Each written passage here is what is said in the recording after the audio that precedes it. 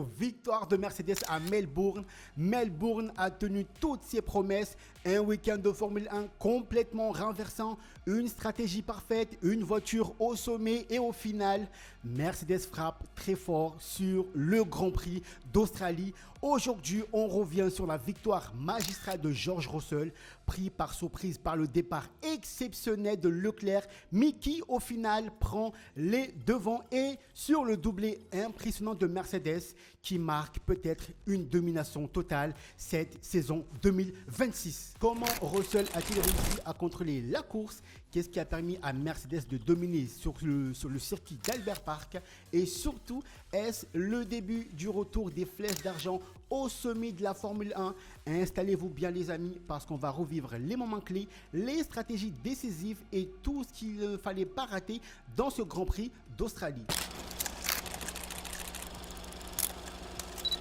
Celle-là, elle fait plaisir. Incroyable victoire de George Russell au Grand Prix d'Australie et surtout magnifique doublé de Mercedes qui écrase toute concurrence lors de ce premier Grand Prix de la saison. Malgré un départ difficile pour Mercedes où nous avons eu un Charles Leclerc qui s'est retrouvé en tête du Grand Prix, Russell n'a pas tremblé et est venu chercher son 6e victoire en Formule 1. Après que Leclerc soit passé devant Russell, nous avons eu une belle bataille entre les deux pilotes. Une fois que Russell passe devant, il y a eu une maîtrise parfaite de la course de la part du Britannique. La Mercedes semble parfaitement équilibrée et tour après tour, il maintient une pression constante sur ses adversaires.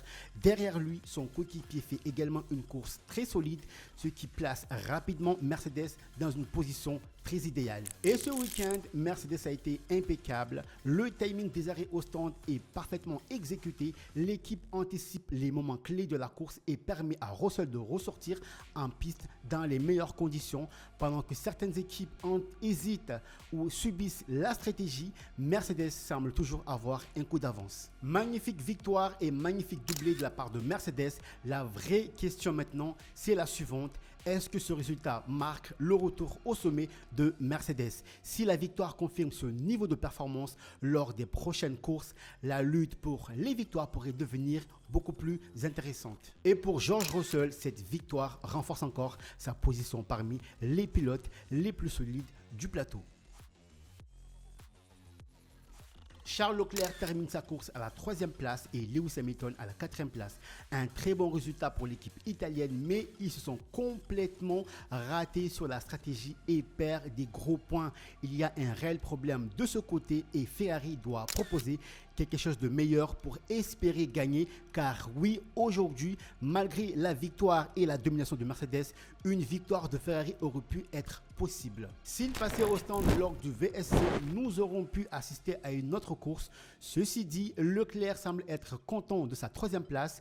Première course et premier podium pour le Monégasque. Hamilton signe et égale sa meilleure performance au volant d'une Ferrari avec sa 4e place. Ce n'est que le premier Grand Prix de la saison, mais nous allons peut-être assister à de nombreuses batailles entre Mercedes et Ferrari. Avec un rythme de course solide, les Ferrari semblent être prêts pour une longue saison où ils auront la possibilité de gagner avec une voiture très compétitive.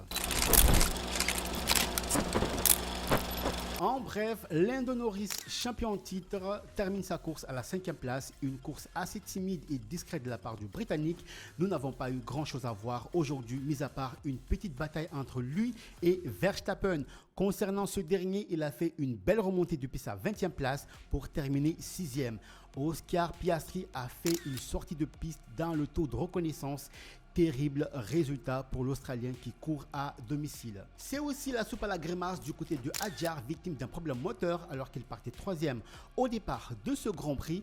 La fiabilité sur le moteur Red Bull a été un frein pour le jeune Français. On espère que tout ira bien au Grand Prix de Chine. Très belle place pour Berman qui termine à la 7e place. Arvid Lindblad impressionne lors de son premier Grand Prix qui termine à la 8e place. Bravo à lui. Bortoleto 9e, premier point de Audi en F1. Bravo aussi à Audi, très promoteur. Et le point de la 10e place pour Gasly. Bravo aussi à Gasly. Ma note pour ce Grand Prix est de 14/20. Nous avons assisté à une très belle course. Je pense qu'au fur et à mesure de la saison, nous aurons des week-ends de folie avec une domination de Mercedes.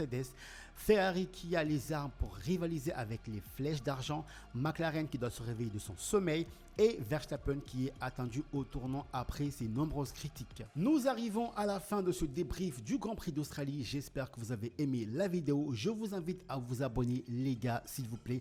Abonnez-vous. Vous êtes nombreux à nous regarder mais peu s'abonnent. Donc je vous invite les gars à vous abonner. On se retrouve dès la semaine prochaine pour le Grand Prix de Chine.